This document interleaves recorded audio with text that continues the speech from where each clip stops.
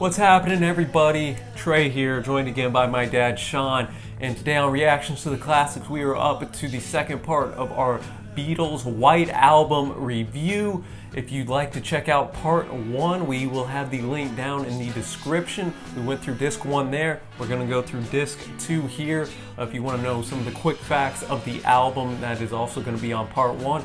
But here, part 2, disc 2, we are just going to get right into it. So we start off with Birthday. This song was written by Lennon and McCartney, sung by Lennon and McCartney. They actually wrote it in the EMI studios after watching the movie on TV, The Girl Can't Help It. They sang it in the musical style of Little Richard, who stars in that film. Very rockin'. Very rockin', almost kind of like the first side back in the USSR. Exactly, and then you actually have backing vocals by Ono and Patty Harrison as well, so a little bit unique there, and it was good because you have both McCartney and Lennon on here, which most of these tracks don't feature those two. And I mean, the Beatles are singing you happy birthday, so how can you not like that? So for me, I thought this was a fun way to just kind of take some seriousness off some of the tracks we had on side 1 and just, you know, get back to a little fun-loving side of the lads. Yeah, and I'm going to ask you a favor. My birthday's in August. Just a little hint for all you viewers out there. I want you to play this song for me instead of singing me happy Exactly. birthday. All right, man, deal. And that takes us to Yer Blues, a Lennon track. Again, we see a style differentiation change here, blues music. And the blues was really taking England by storm in this time period, kind of was branching out into its own musical genre in England, and Lennon said that he wanted to imitate some of the blues greats that he heard while he was in school. Trey, I know you like this song a lot, I think, don't you? Oh, I don't like this song. I don't. You're not going to hear me say that very often with Beatles songs. Well, for me, man, this thing was it was awesome. I think the lyrics were great. Again, showed Lennon putting his heart on his sleeve. He wrote this in India, or in a time when he was suicidal, yet trying to reach God through the transcendental meditation, and that's brought forth to on the lyrics here. And I like the blues twist to this. Lennon's voice was really rocking in here. Yeah, and I respect the fact that, you know, it is a different kind of, it's the blues, it's a whole different genre he's brought in, so I do respect that. It's just not for me. Next up is Mother Nature's Son, sung by McCartney, written by McCartney. It was inspired by a lecture by the Maharishi, and he came and wrote this song, and no one else is on it. Martin does a little brass orchestration on there.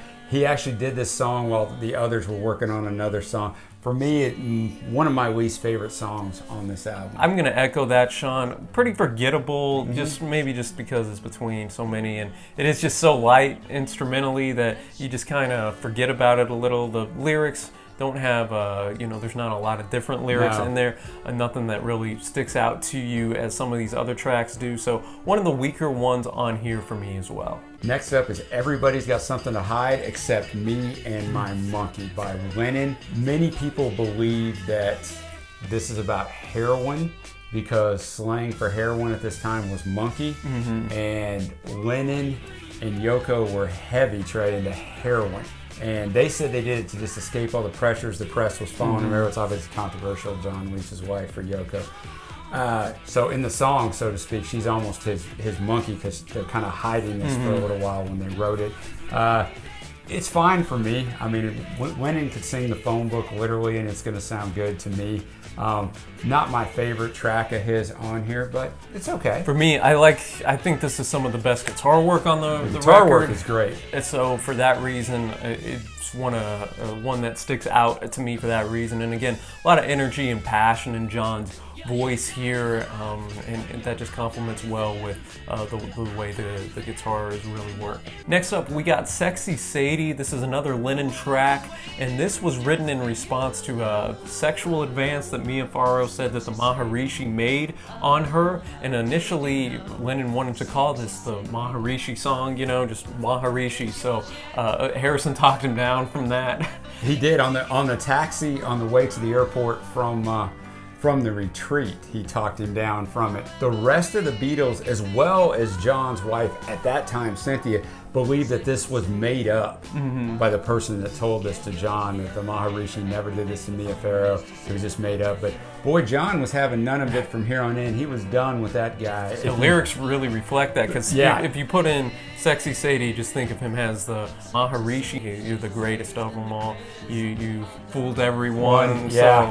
Yeah, I really like this song a lot. For me, that last minute was the highlight of the song. Great instrumentation here where it all comes to a head, and the lyrics to boot were something to really dissect when you know the backstory. Now we're up to Helter Skelter, written by McCartney, sung by McCartney. This is considered the forerunner of heavy metal music by many. McCartney said he wrote it to create a sound as loud and dirty as possible. He wrote it, Trey, as a response to an article he had read. Pete Townsend of The Who was discussing their then current single, I Can See for Miles, saying it was the loudest, dirtiest sounding thing they had done. So Paul pretty much thought he could top that. McCartney wanted to write this in response to the people that said he was the soppy one, the one that only wrote the granny music. And that he did. He came back with a huge call to them, just because this thing is it's intense, man. Hard rocking, proto metal. I thought this one was one of the best on the album for me. I like at the end too. We have a couple false finishes.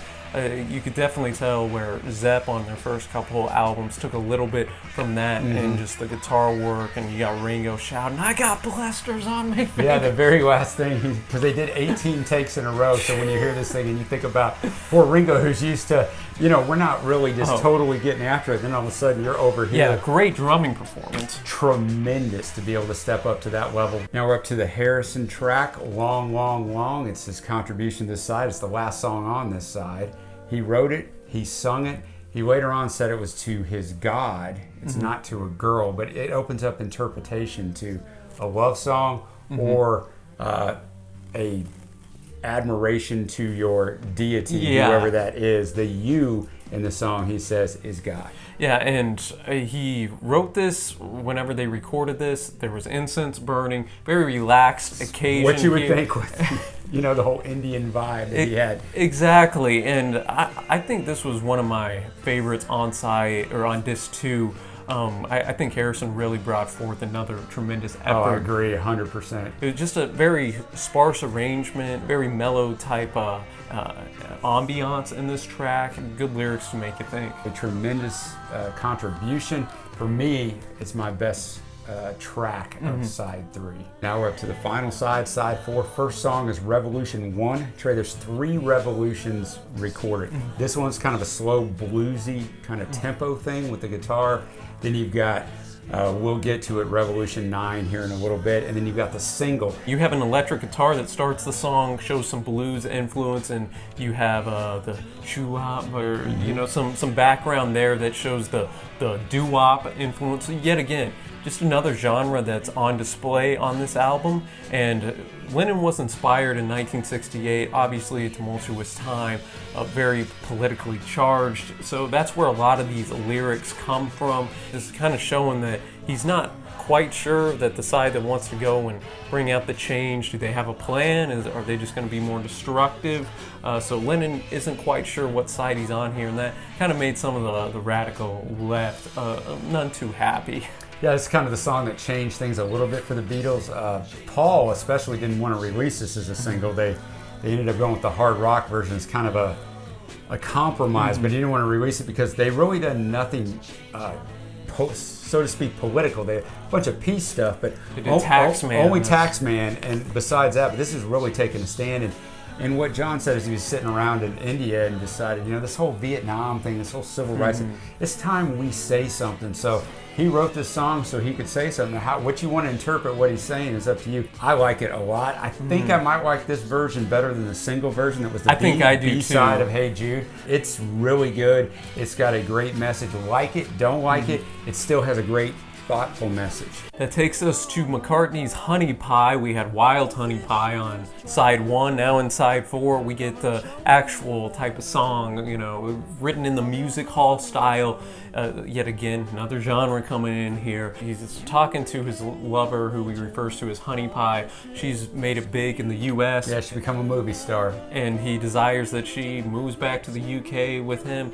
Again, not Paul's greatest effort on this album. I definitely preferred many of his other tracks on here. I didn't hate it by any means. No, I didn't hate it either. It's but all right. It was just kind of there for me. That moves us right into SAVOY TRUFFLE, which is Harrison's contribution to side 4. He wrote it, he sung it, and he's singing it to Eric Clapton. Eric pops back up here.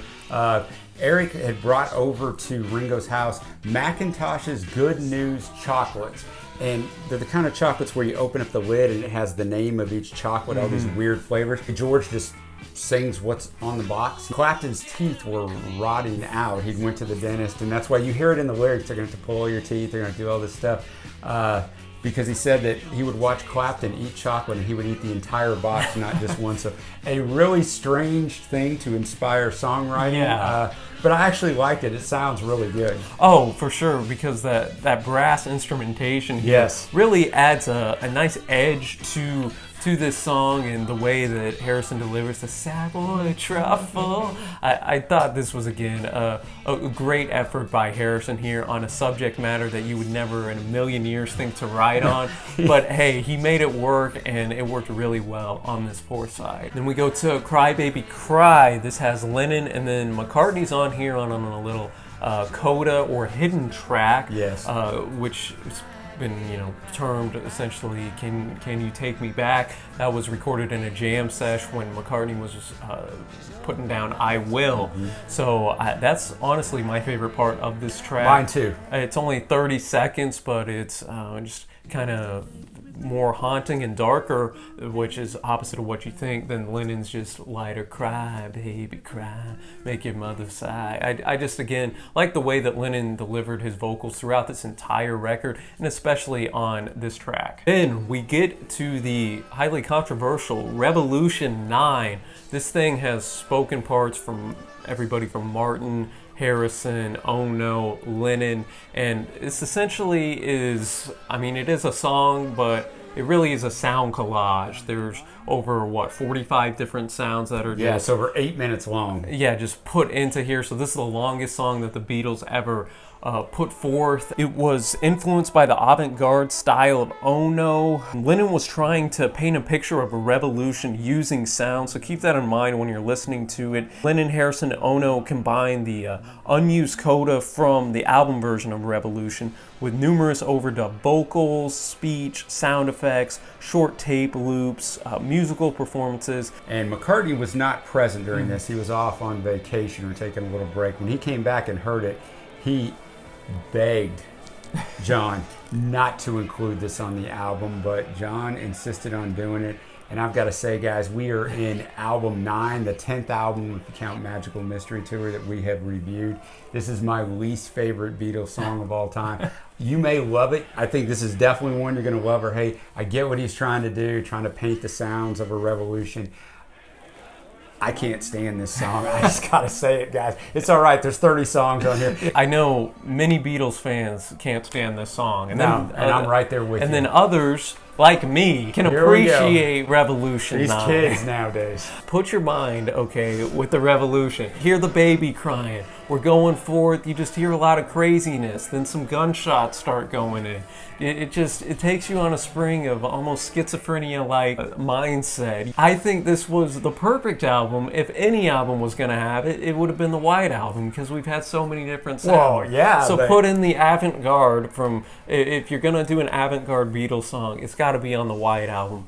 Some people are going to back me up. I thank y'all. Some people won't. And that's okay. Y'all will Let the comments begin. Y'all will come around one day. Keep listening to it. It'll jolt you. Trust me. Well, we're almost to the end of this 30-song review. So to your comments, I just say good night, which is how we're going to end this thing. It was written by Lennon for his then 5-year-old son, Julian. He gives it to Ringo to sing. Ringo and an orchestra are the only ones on here, so Ringo's the only Beatle on here.